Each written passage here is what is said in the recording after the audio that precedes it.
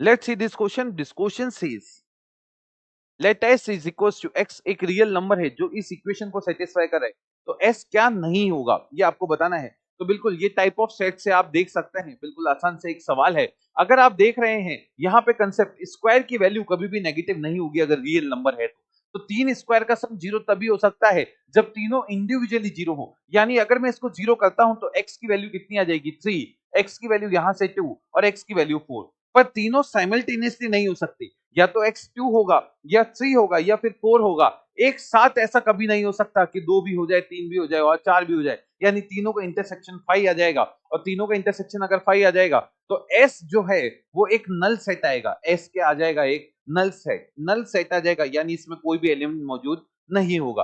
अब इसने देखिए, इसने बोला है s इज नॉट, तो भाई अब देखिए क्या नहीं हो सकता, तो एम्प्टी सेट तो है ही, वॉइड और नल ये तीनों सेम नाम है, यानी सिंगलटन सेट नहीं हो सकता। तो उसका करेक्ट आंसर क्या है? ए, क्योंकि सिंगलटन सेट में कितना एलिमेंट होता है? 1। ठीक है, तो इसका correct answer is, let's see this question. This question says x एक रियल नंबर है जो इस इक्वेशन को सेटिस्फाई कर रहा है, तो x क्या होगा? और यहाँ पे अगर मैं देखूं ये एक रोस्टर फॉर्म का सवाल है जहां पे आपको इसको इक्वेशन को सॉल्व करके रोस्टर फॉर्म में अरेंज करना था।